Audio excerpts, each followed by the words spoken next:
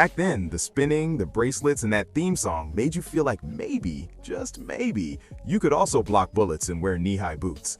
Wonder Woman premiered on ABC in 1975 and starred Lynda Carter as Diana Prince, an Amazon demigoddess who became a military secretary and then a superhero, because apparently feminism in the 1970s came with a golden lasso and a closet full of satin tights. The show ran for 3 seasons filled with patriotic crime-fighting, questionable props, and the occasional giant robot. So grab your tiara and invisible jet keys because we're counting down 15 glorious Wonder Woman TV show facts you probably never knew. Now, before we jump in, be sure to like and subscribe. It really does help the channel. Now let's get into it with number 1. Wonder Woman changed networks and centuries. Hello, Tommy. Wonder Woman, your lasso, the Baroness stole it. No, when? Tonight. And she and Hanson took it away. After 1 season of golden lassos and punching Nazis in the 1940s, ABC decided Wonder Woman was not worth the wartime budget. Even though the ratings were decent, the network hesitated at the high cost of recreating the World War II era.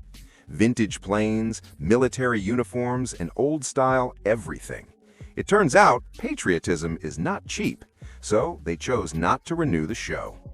And who's gonna stop me? You, of all people, should realize how useless that gun is against... CBS entered the picture. They came in with a simple idea. Why not bring Wonder Woman into the present day? Drop the 1940s, save money, and lean into those 1970s spy and sci-fi vibes. Suddenly, Diana Prince was working with the IADC, chasing bad guys using gadgets that looked suspiciously like leftover items from Radio Shack. And explaining why Steve Trevor still had the same face was easy. They just made him Steve Trevor Jr., played by the same actor, because genetics and TV logic, of course. This retooled version was cheaper, flashier, and modern enough to pull in a new audience. CBS gave Wonder Woman 2 more seasons to spin, pose, and save the day, this time under disco lighting. Number 2. The spin was not in the comics.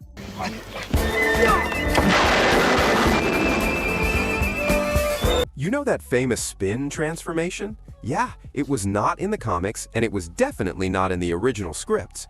The producers had not figured out how Diana Prince would change into Wonder Woman. Lynda Carter felt that a simple cut to a costume change looked awkward, so she suggested the spin, something that felt elegant, magical, and theatrical. In the early episodes, the spin was slow, awkward, and completely missing the bright burst of light we all remember. On top of that, Diana still had to hide her regular clothes in a locker or a closet afterward.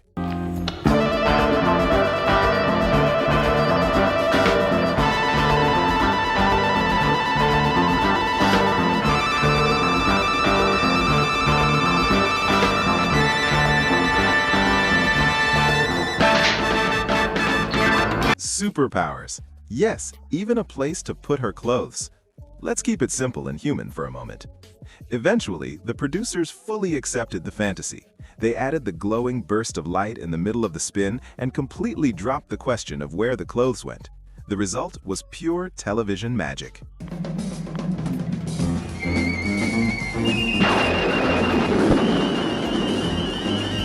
The final version of the spin became so famous that DC Comics eventually added it to Wonder Woman's story. That's right, Lynda Carter spun so well that she actually changed the canon. And sure, it only lasted a few seconds on screen, but that was enough. We all spun right along with her in our living rooms, hoping we could become superheroes too. We didn't, but it was fun to try. Number 3. That theme song is amazing and was put together in just 48 hours. Wonder Woman,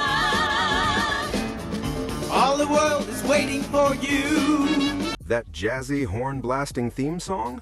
Yeah, it was written in less than 48 hours by composer Charles Fox and lyricist Norman Gimbel. They basically put it together between other projects, like a late-night pizza order. They managed to mention satin tights, fighting for rights, and somehow turned Wonder Woman's whole vibe into a patriotic disco pep rally.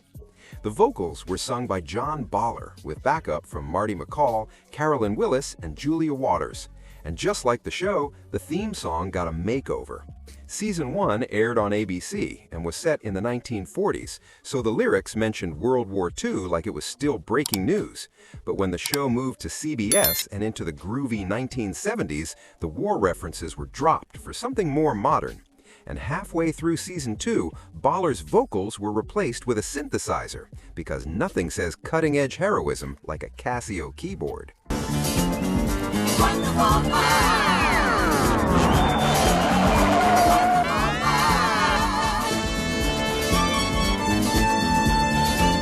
Season 3 changed things again. John Baylor came back to sing solo. The female backup singers were gone, and the whole song got a smooth new arrangement by Johnny Harris.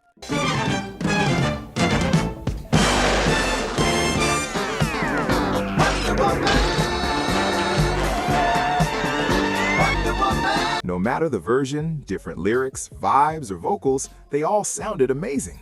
And here's a fun fact. In 1978, the Wonderland Disco Band made a remix of the theme because the 1970s had a strict disco everything rule.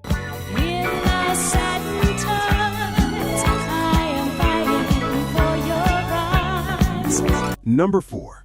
Those bullet-blocking bracelets were literally amazing. Those famous bullet-deflecting bracelets were real and even surprisingly explosive. In Season 1, set during World War II, Diana wore silver-colored bracelets that matched her classic costume. But when the show moved to the 1970s and switched to CBS, her whole look got a glamorous update. The silver bracelets were replaced with shiny gold cuffs that matched the flashier, more modern style. The bracelets weren't just for looks either. They were fitted with tiny pyrotechnics, and Carter could make sparks fly using a hidden remote in her hand.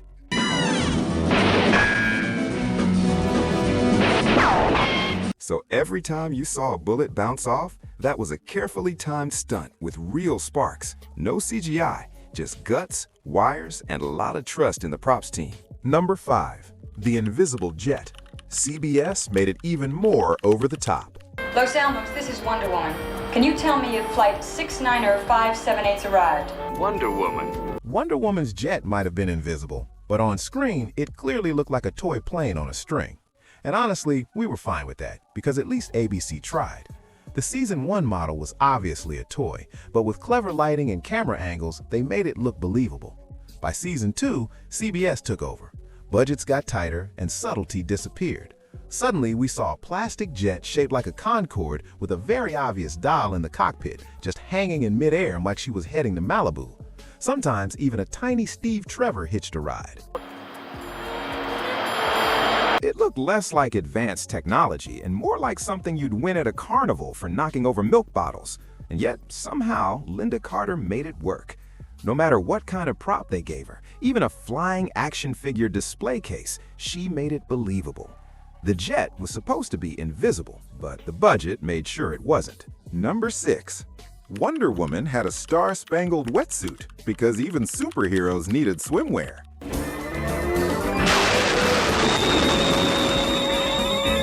When it came to fighting crime underwater, Diana didn't just dive in. She made a splash in a custom star-spangled wetsuit.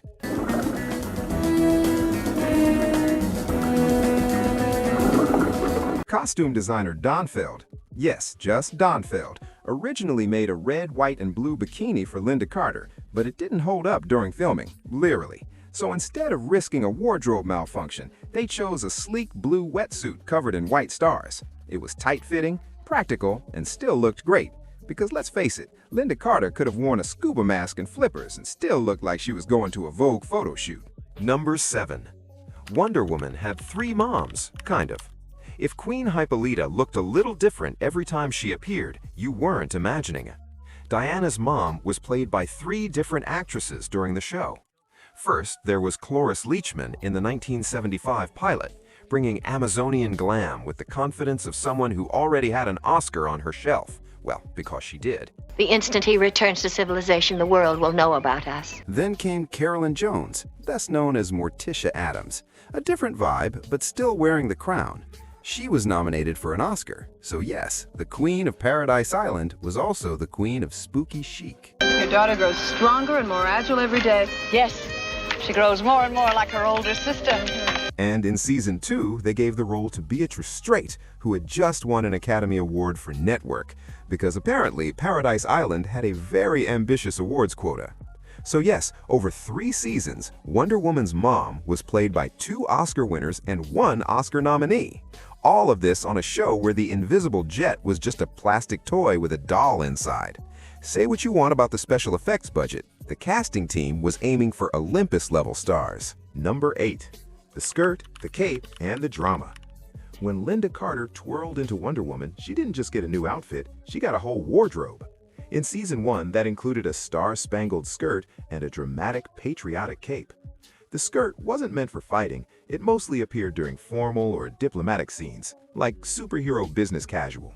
You'll see it in episodes like Judgment from Outer Space and The Last of the $2 Bills, where Wonder Woman was doing more diplomacy than dropkicks. The cape, well, that was pure spectacle. It appeared in season 1 and added full red, white, and blue drama whenever Diana needed to make an entrance or landing. Wonder Woman. Steve. Hi. By the time the show moved to CBS and jumped to a modern-day setting, the skirt quietly disappeared. Diana was back in her classic shorts full-time, ready to jump over cars and chase criminals without worrying about a hemline. The cape, however, stayed.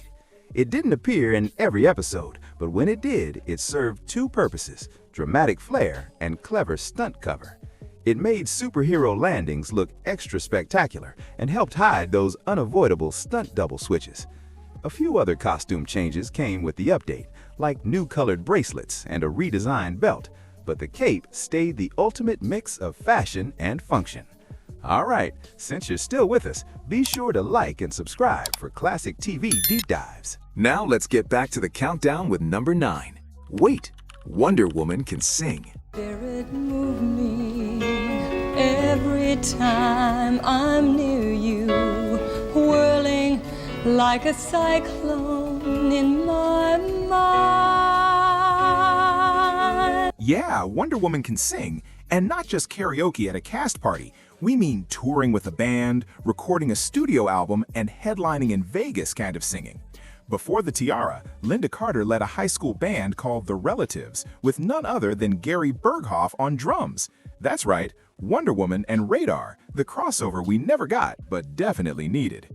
She later toured with the Garin Gathering and released her first solo album, Portrait, in 1978, right in the middle of her Wonder Woman fame.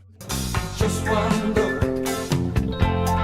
And I felt So hard in love. And she didn't stop there.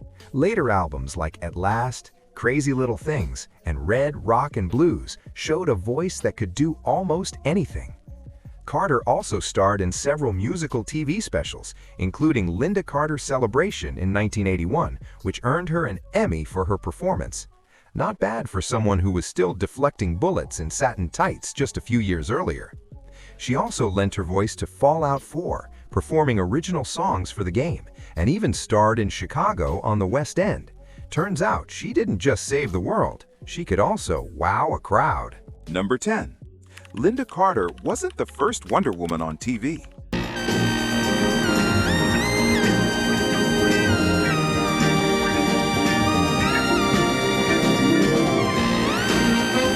So here's a fun fact. Before Lynda Carter became the iconic Wonder Woman, ABC gave us a very different version.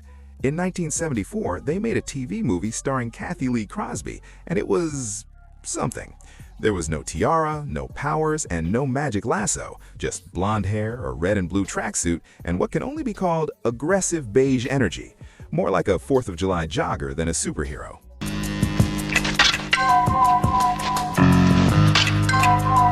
Instead of a super-powered Amazon, Crosby's Diana Prince was a government agent with decent martial arts skills and a vague sense of justice. It was loosely based on the 1960s era of the comics, when Wonder Woman gave up her powers, and I do mean loosely. It was a version of Wonder Woman we didn't ask for, but got anyway. The ratings were okay, but not amazing, and ABC got the message. 1 year later, they hit reset with a new costume, new powers, a new actress, and real ties to the comics. Enter Lynda Carter in the new original Wonder Woman, because apparently the first attempt didn't test well. This time, they remembered she was supposed to be a superhero. Revolutionary thinking, ABC. Number 11. Wonder Woman had a little sister, and she grew up to be an Oscar nominee. Drusilla! Hi, Diana. Before Deborah Winger was earning Academy Award nominations and making Richard Gere fall in love in An Officer and a Gentleman, she was twirling into a star-spangled romper as Wonder Woman's little sister. In 3 Season 1 episodes, The Feminine Mystiques Parts 1 and 2, and Wonder Woman in Hollywood, Winger played Drusilla, also known as Wonder Girl. She had the lasso and the tiara, and just enough confusion to make you wonder if Paradise Island had freshman orientation. It was one of Deborah Winger's earliest roles, just after her film debut in Slumber Party 57, and while it definitely helped start her career, she reportedly wasn't thrilled about the part. She even turned down a proposed Wonder Girl spin-off, worried she'd be typecast as a comic book sidekick forever. I mean, can you blame her? She had bigger things ahead, like Terms of Endearment, Shadowlands, and proving that you can go from Amazon intern to Hollywood royalty in just a few short years. Number 12. Lynda Carter took hands-on to a whole new level. While her stunt doubles, Jeannie Eaper and Kim Renee, handled the really risky stuff like jumping off buildings and fighting bad guys, Carter insisted on doing as many of her own stunts as she could, especially the wire-assisted jumps, mid-air landings, and fight scenes. Her secret weapon was ballet training, which explains why some of her flying scenes looked more like interpretive dance with punching. She'd twirl into a kick, leap over obstacles like a gazelle in boots, and somehow make it look graceful while knocking out a thug in a patriotic swimsuit. One of the wildest examples is the helicopter stunt from Season 2. Wonder Woman grabs onto a helicopter skid and takes off into the air. No harness, no nets. The stunt double was obvious and obviously not Carter, so she jumped in herself.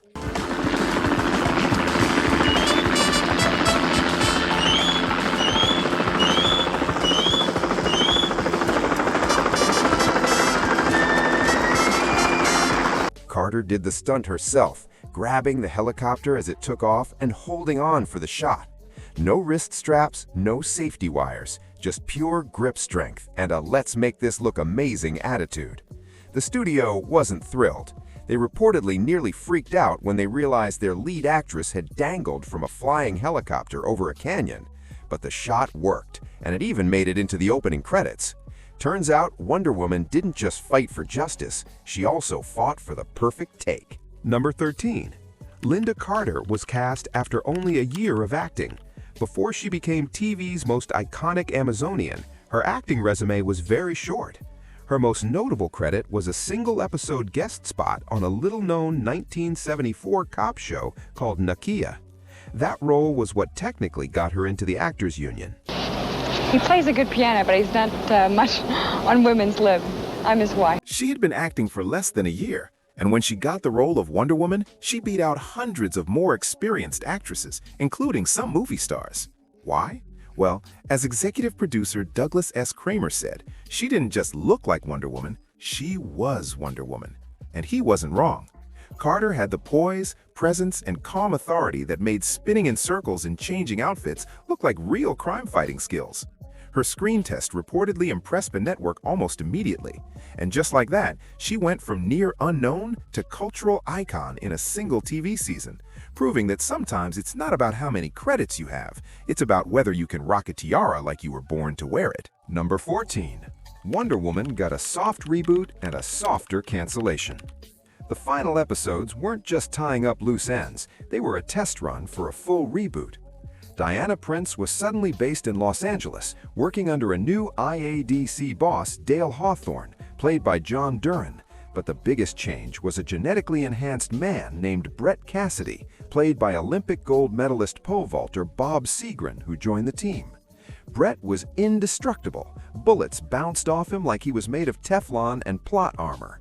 Cassidy was clearly being set up as a new sidekick, or maybe even a co-lead for a retooled Season 4. Combined with the two-part episode, The Phantom of the Roller Coaster, it was basically a mini pilot hiding inside Season 3. CBS wasn't convinced, though. Ratings had been slipping, and adding a genetically modified super guy wasn't enough to save the show.